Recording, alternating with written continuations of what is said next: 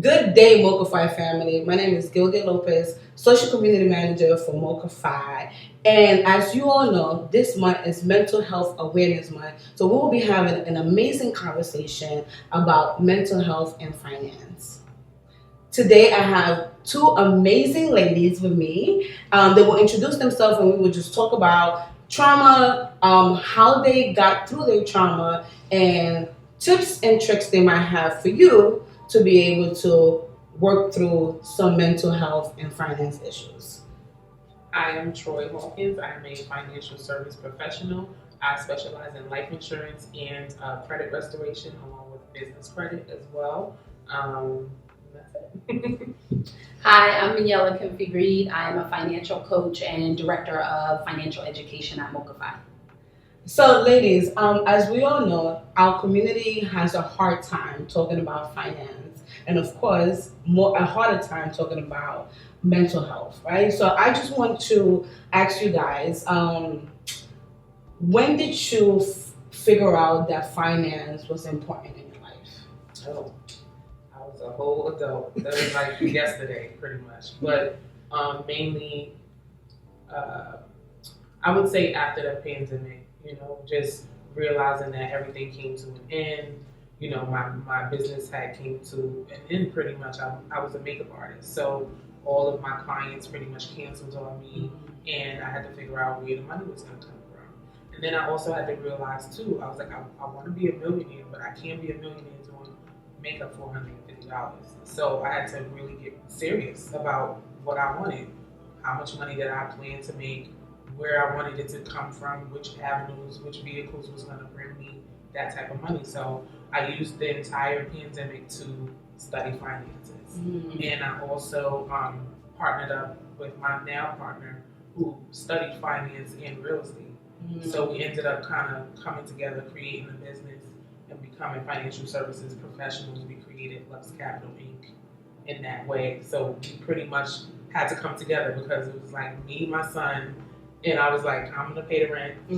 How am I gonna get my, and also not wanting to repeat cycles of no money and poverty and those kind of things. We will discuss that. That's impressive that you did that during the pandemic. I think a lot of people leveled up their finances during the pandemic and figured out, like, what can I do to earn extra income, or what new skill set do I need to acquire to get more money, basically, right? Because outside is closed. So if you were a service provider, what service make are up what service you are you providing, and what service can you provide in situations like that. So for me, finances have always been something that I've been into, not really knowing that I would end up in the financial service industry. So I thought I would always just be in fashion.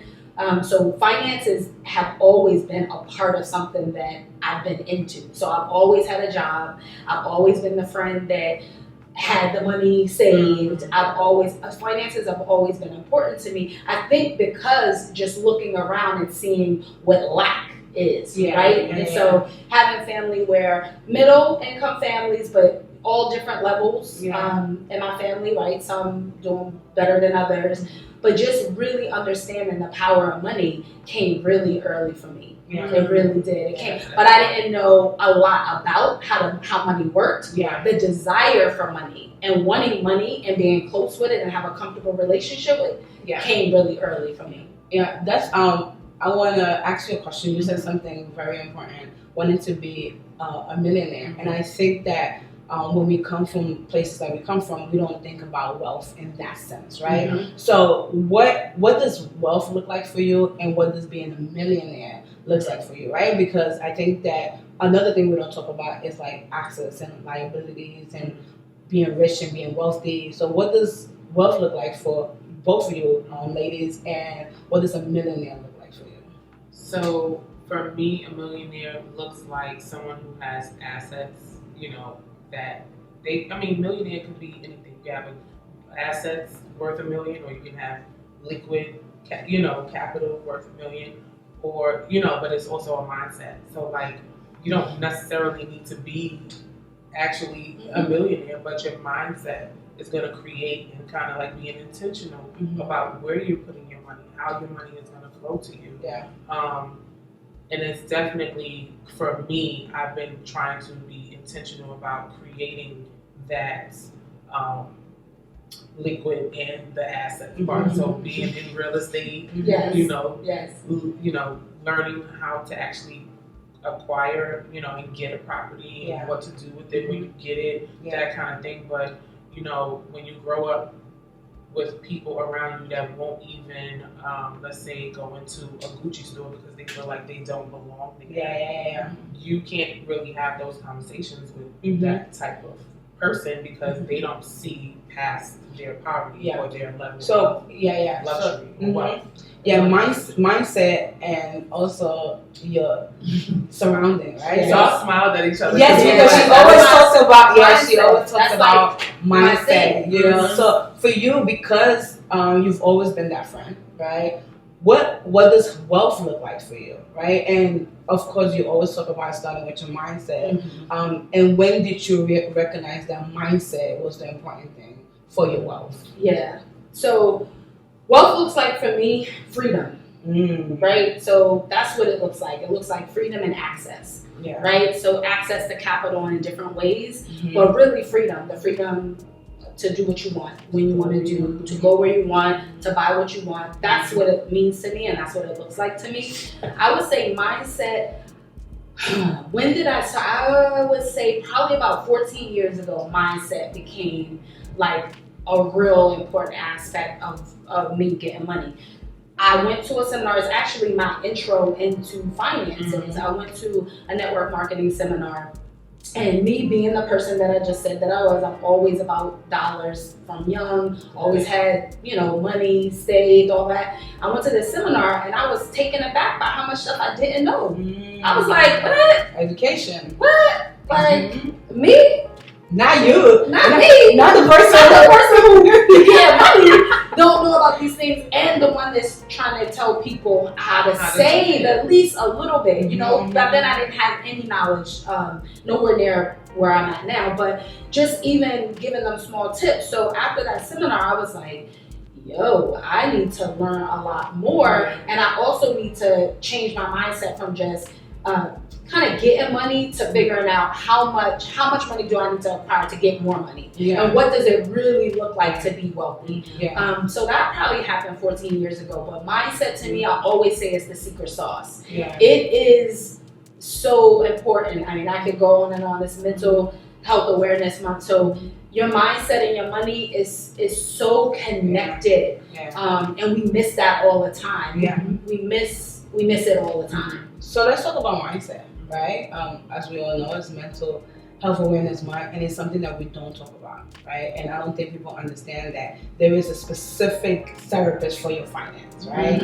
And that a lot of our behavior comes from lack of or being scared of, right? So when it comes to mindset, for me specifically, going back to what you say, it's the secret sauce, right? Because if you're feeling happy, you're feeling sad, you're feeling overwhelmed, there are things that you do that could either hinder your money or help your money. Right? Either way. So tell me about your mindset, right? So you talked about during the pandemic, we all was in panic. We didn't know what was happening, but you decided to change careers. That's mindset, right? So tell me about your mindset. Like, what was Troi thought process as she said, you know what, all my life, not all my life, but I like beauty and I've studied beauty and I've been great at this, but now I understand that lack of, I need to make a shift. So tell me about your mindset when you decided to make that shift to finance.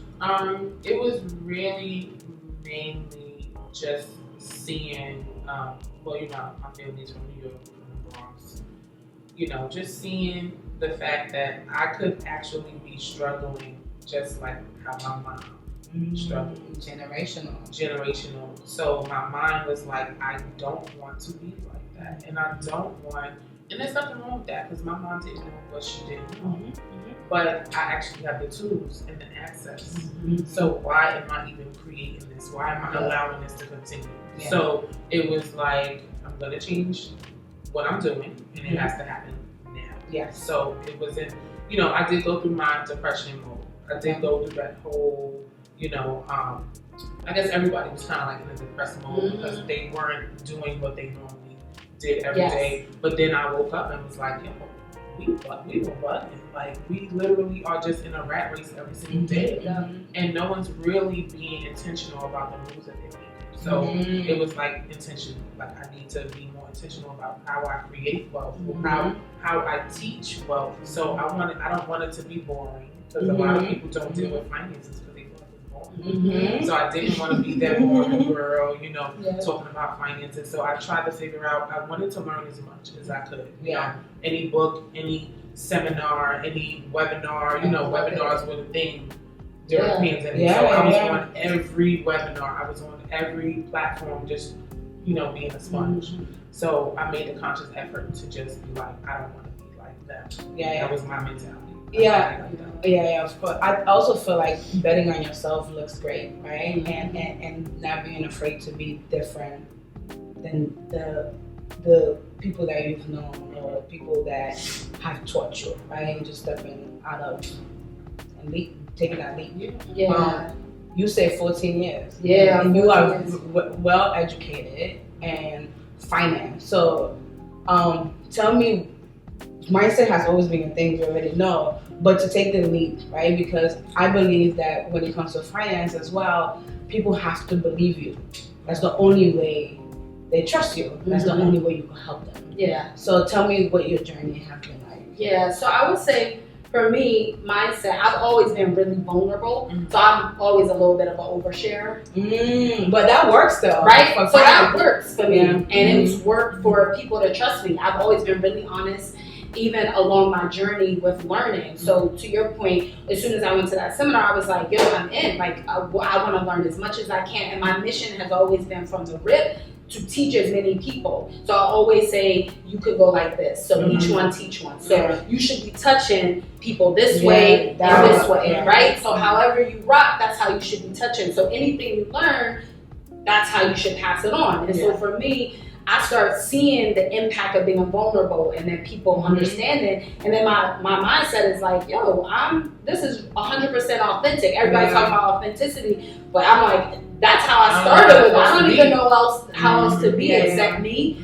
And I think that helps people feel more comfortable. That helps them get into their mindset and be like, okay, it doesn't have to look this certain type of way. So when you're looking at things, all of those messages, all of the things you hear, that all impacts your everyday mind. You really have to take control. So you said something about not wanting it to look like the same thing as your mom. There's studies that say mindset and the way you're thinking impacts you up to 4 generations. That's crazy. Isn't that crazy? Right? And so we sitting here thinking about how do we switch things. We really have to be very intentional and look at what we really want and then get busy towards that daily. Daily. Consistency is the key. Daily. Consistency is really the key. I mean, by minute almost, because there's messages and you really got to control your thoughts. Every second. I know. Seriously. I'm like, every second. I mean, if you think about it, if you wake up with this mindset of today is gonna be a messed up day, your day it's over. Your stuff is so your stuff is trapped. It's not happening for you today. Let's talk about generational stuff, right? Like I will always discuss being first generation. And my family to go to college, to live the type of life I live, to educate myself in finance and stocks and real estate and actually what wealth look like. Because I believe when a lot of us come from immigrant parents, their mindset is we're gonna make this money and we're gonna go back to our country, right? So what if that's not your mindset? So when you first generational child, you make a lot of mistakes, right? But you also have this mindset that you don't want to repeat that generation. You don't want to be like your mom or your dad or your grandma. You want to live a different type of life. So what are some of the things that you decided to break generationally when it comes to wealth and your mindset?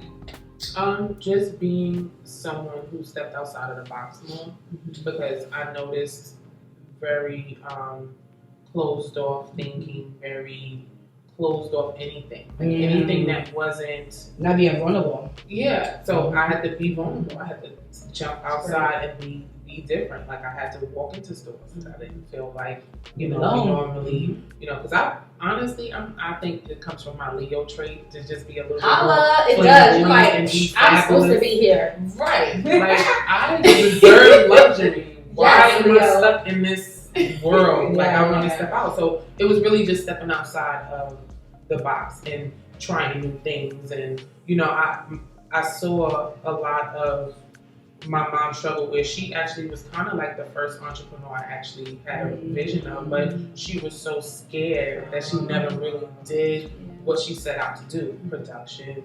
She was a culinary art student, so she could have had a cooking show. Yes. She knew both. She knew both trades. She knew both things. So, and then I ended up kind of like, so it's so weird how the universe works, where I ended up the entrepreneur, and I also ended up doing makeup for a lot of cooking shows. So it's crazy, like all the people that I used to watch on TV with her, I ended up working with them. So it's kind of like it manifested in me. So now I feel like it's my turn to kind of like hold the torch and like kind of keep moving with that in that manner. So I don't know if I. You did. No. It's great when you say like it manifested in you, right? Like, my mom had no sense of what finance and wealth looked like. She just knew survival. And when you are taught and live in survival, it's very hard to break out of that. Yeah. Because you're always like, hey, what the next check at? Not necessarily understanding what to do with your check, right? Versus my dad, he understood just a little bit because of his circle, right? One of his best friends was into real estate, so he understood the importance of that. But he didn't have he didn't want to stay in America, so he didn't have no interest in that. So his wealth went back home with him, like buying a land and building a house. That was his wealth. So for me, wealth looked like being able to live in multiple continents. I always say that, like, if I could live somewhere, I don't have the desire to like own property to live. I have a desire to own property to rent, but that also I had to change my mindset with that, because again, when you have a lot, right, and you lose a job or the pandemic happens and you lose money, you like, oh, I ain't gonna do that again. You know what I mean? Like, what if you want to hold on to as much money as you can, just in case? But we have to also understand, to make money, we have to spend money, right? Scare money don't make money. Scare money don't make money. So, generational things don't only happen in like how we live; we also happen in our mindset. So, going to you, like you always say, mindset. So, tell me, like. What is it about pushing this idea of mindset, right? Especially now, like I think that as a community, we are getting to the point that it's easier for us to talk about our finances. So you've been ahead of the game, being vulnerable about it. Like some people don't want to talk about the fact that they ain't got no savings, they live in paycheck by paycheck, and not being able to talk about that, you can't get no help, right? So tell me, now that you've been in the game for such a long time, how have you helped people shift their mindset? I would say first is really understanding that there is trauma. Right? So we gotta talk about that too. Yeah, I know there is trauma, but I think that that's the first step, right? So understanding exactly where you are. We, meaning Black and brown people, we have lived in a state of lack, right? A lack of access in different ways. And so those little nuggets do something to us every day. You have to fight against it. That's where the mental piece comes up. That's why I say by second. And so really helping people understand, like from the beginning, what are you scared of? What's holding you back? And then what do you really want? So for me, has always been, I wanted freedom. I want to do what I want to do, right? But it's looked different. So my brother's an entrepreneur. My dad's an entrepreneur. I didn't want that type of freedom yet in that way. I wanted to stack money. So I had always had good paying jobs. And then I always had my own thing on the Oh, side. yes, So yes, it just yes. looks different. Mm-hmm. Like I didn't want that. That was a little too, for me, that was Right. a little too risky. Mm-hmm. And I looked at that as sometimes they didn't have freedom to do things Mhm. because they didn't have the safety net of possibly what I had, which would be a job that was giving me a check, and I had this. So I think that helping people understand, like, what do you want? What does it look like to you? To your point, like, what does it look like to you? Mhm. What do you want, and what are you scared of? Mhm. You know what I mean? Because for me, we're going to talk about trauma, but for me, there was like a hindrance to something that's really important to building wealth that I was scared of. Yeah. That I had to navigate and get to. Yeah. Yes, so we are, it's amazing how you kind of explain that in the way you did, and it brings me back to the next topic. Again, it's Mental Health Awareness Month, right? And I am happy, and I will continue to say it, that our community is getting comfortable talking about mental health and how it affects every part of our life, and how the most effective way that our finance gets hindered is because of our mental, right? Yeah. So tell me a time in your life where finances got you all messed up here, right? And how you got out of that. And this is a question for you, both of you ladies. So tell me a time in your life that you were like, dang, I'm out here mining right, you know? Because of finances. Yeah, I mean, I can start. I think for me, I won't say never mind not right because of finance, but my mindset wrong on a topic of finances, right? So I'm so grateful to God that I haven't had a situation where I've been like where, oh man, I messed up that thing. I've really been really intentional, and that's just favor and God, like, but in my actions. But I will say that my mindset in terms of debt, even now I get like debt anxiety, I call it, and people that know me for a long time. But that's such a thing. I do not like debt. Like debt, good debt, bad debt. Debt is not my thing. That is not my jam. No way, right? And so I think that growing up, as me seeing things that couldn't happen and hearing the chatter about credit and how people had bad credit and how people needed to be seeing bills and kids' names and all of those things growing up, that planted seeds for me going to school and, getting to the financial aid office and knowing that, okay, I got to be on the loan, but my mom got to be, and trying to fit, like all of that just added to the fear of like, I don't want any debt. My credit is going to be, I'm definitely, no bragging, all of the stuff that I did, I'm definitely in the 800 club, and they definitely talking to me when they advertising the low interest rates, and that was intentional. Yeah. You know what I'm saying? But that's a good thing because of the fear of all of the things that I seen that were shut down, and all of the hustle, seeing family have to do a lot of hustle because they didn't have, and seeing them pay crazy amount of interest rates. Well, also that's great, the type of work that you do, right? Because all of that is education, right? Like people think the minute they get approved, they hype. Oh, why I got a 24%, interest, and you like 24.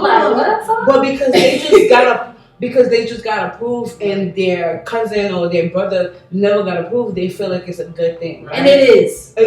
You know what I mean? They feel like it's a good. No, seriously, they feel like 24% is a good thing. However, if they become more educated, then they understand that 24 is a little high. True that. For what you're trying to do. Going back to what you said, Yeah. what is your end goal? Yeah. What are you trying to do? No, for sure. So yeah, Troi, share with us that time. Yeah, that's so crazy. But so my father passed away, and between my brother and I, we had $1 million, and we were wealthy. We had $1 million. No one we knew had $1 million. It was at the time when Harlem was on sale for $1. You can get a $1 brownstone. All you had to do was have money to renovate. Oh, wow. Now that I understand real estate, it kind of kicks me, you know. So so we had $1 million. I blew my money in 18 months, a $500,000 in 18 months was gone. But I will say that I did go to school. I did, use that to pay off a couple of my years of college. I didn't finish school, but I ended up coming home and getting a job. I still had a little bit of money left. I was trying to figure things out. People were coming out of the woodworks to borrow money. Mm-hmm.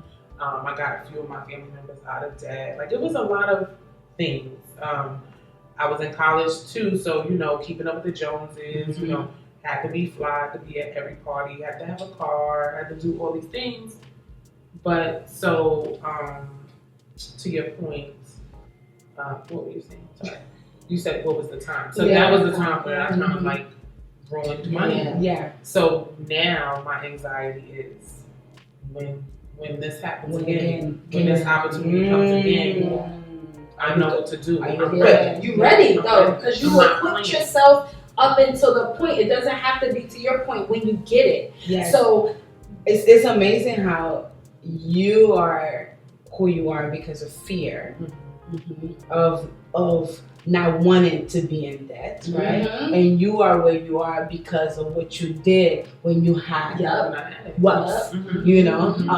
So tell me what feeling did you feel knowing that you just blew $250,000? So I'm still sort of fighting with it right now because I know that a lot of things that I went through in my life I probably would not have had to go through if I had a reserve, if I had the reserves, so and the guidance. There wasn't anyone with me like, don't spend that, like invest that. But no one understood finance, no one understood investing, no one understood life with money. It was always check to check, So I'm still struggling with that now, but I understand more, that it's not my fault. I was pretty much, I was a factor or a product of my environment. So now that I know what it is, I'm never doing it again. Never. And that was your lesson, real talk, but that's the mental stuff because you could take it and be done. You wouldn't that could have shifted you so far to the left that you wouldn't be able to come back because that's the type of that money stress is like number one. That's the not only biggest that, stress. there's so many things that led up to it that like after that, like being homeless, going to jail, and that guilt, those kind of things. And that guilt, like I just had it in my hand. And why am I struggling? And I think going back to the lack of education, right? Like I love to have conversations about mental health and finance because I think that they go hand to hand with everything else that happens with your mental depression, anxiety. Like if you don't have it, like when you're homeless, when you don't got no food in the refrigerator, when you living paycheck to paycheck, when your paycheck is already done before you even got your paycheck. That is different when your environment is also in that. Like that is a very difficult thing to get out of. And if you're not vulnerable, if you don't talk about it, if you don't seek help, like there are therapists that are specifically for finance. When you don't do that, then you really can break generational curses. You be continuously in this circle of OMG, what am I doing? Right? And wealth looks like what it looks like to you, right? Financial freedom looks like what it looks like to you. But one thing that we could all connect on is our mental and our mindset, right? Because that only looks one way when it goes with your money, right? Like I said earlier, you're sad, you ready. You're ready to go spend. You're happy, you're ready to go spend. And being able to understand that your mental is the most important thing to be able to handle your finances. Like having emotional maturity helps with your finance. Everybody wants to be wealthy. Everybody wants to be financially free, and not understanding that mindset, mental. That is the first That is the first ingredient to to your sauce. I mean, you really are hitting on so many things because the stress, right? Mm-hmm. So when you don't have money to pay your bills, you don't have money to feed your kids. That is, you're not thinking about financial literacy. You're not thinking. And so I think that for us as educators and to all the educators and financial professionals, it's like we have to deal with people where they are first. And that's why when you said they hype because they got the 24%, I'm like, and I'm proud of you, right? And I'm proud of you because we need a little more of that. There's so many images of wealth and grand and you know, you always talk about how social media is so narrated, like curated, curated. It's curated, right? So if you're the person sitting at home with all of this lack, right, and you're living in a sea of lack, right? I can't do this, I can't do that, and then you see all of this big stuff happening all around you, and people popping bottles and getting to the bag and doing all of this, the bag and doing all of these things. It's a lot. And so you really just have to meet people where they are and talk to them about what's the most important thing first. Right? And the most important thing for a person who is having food insecurity is, is there a welfare office by you? Are you getting food stamps? Let's deal with them there and then graduate. But again, going back to what we said about mental, right? Like that's a mindset. You know what I'm saying? Knowing that you need that type of help and not feeling ashamed that you need that type of help, and understanding that type of help is a stepping stone. It's a lot of shame around it. It's a lot of shame and seeking for help. Right? It's a lot of shame in saying I'm not okay. It's a lot of shame in saying, yo, can I borrow $20 because I'm trying to go into this financial course? You feel me? Because the person might be like, what you need $20 to go to the financial course? You don't even have the $20 to go to the financial course. You know what I mean? Like, it's a lot of shame and seeking for help, right? And I think that you said it earlier, being vulnerable. Like, I'm also like you. I am an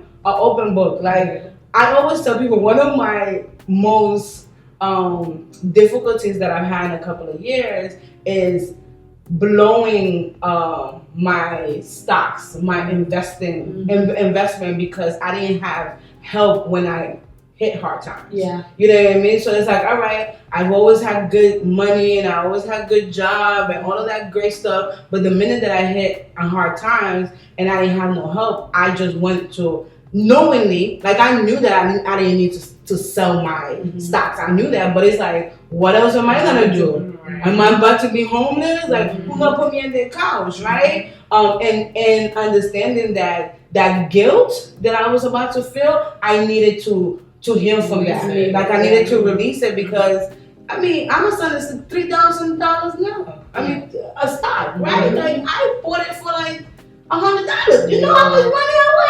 have? You know, but again, understanding and releasing it, healing from your trauma. You know, I know that you talk about that this is something that you're working through therapy now, right? Because think about it, you have been carrying this for such a long time, right? But kudos to you. You have educated yourself. You decided to make a shift and heal from that trauma. Healing from your trauma is important.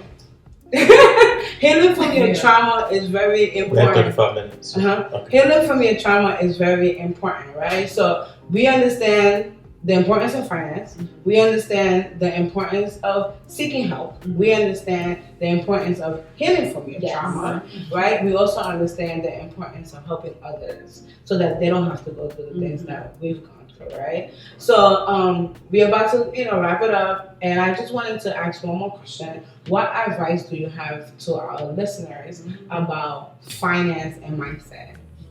I was gonna say, I would say be gentle with yourself. Be gentle and be patient with yourself, and one step at a time.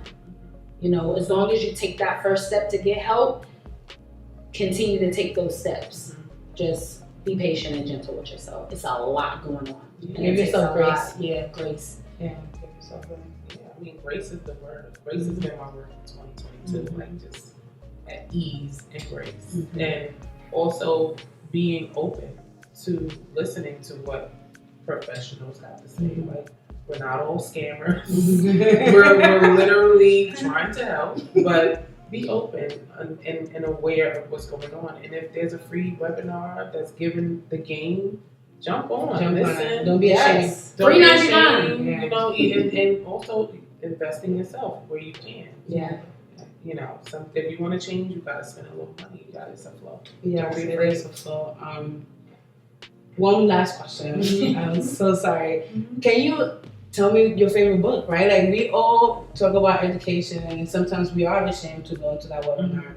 So please let me know some of your favorite books that you like to read, whether personal development or financial development.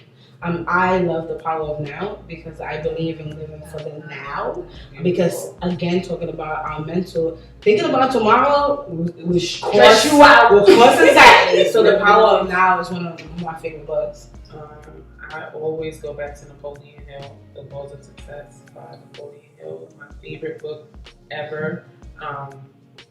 That's really just because he breaks it down. Yeah. How to use enthusiasm to get what you want and all the lessons. Yeah. So I love that book. I like Think and Grow Rich. Oh yes, that's a good one too. Yeah, I like that one. And then I like for mindset, Secrets of the Millionaire Mind. You always talk about her. Yeah, it's a good one because it really breaks it down for the simple, like, right? So it's like real layman's terms. It's real easy to understand, real easy to follow, and it covers like the age range. You could give it to a teenager or your mom. So it really breaks that down. So those are two of my favorite. I also like The Power of the Subconscious Mind. So that's a good one too. So okay, Rita. Well, ladies, thank you so much for having this conversation with me today about the importance of finance and your mental health. To everyone who is watching, make sure you follow us. I'm MoCaFi. I'm Troi, Hawkins, your BFF. I'm fiscally focused. And until next time, make sure you get your mindset correct.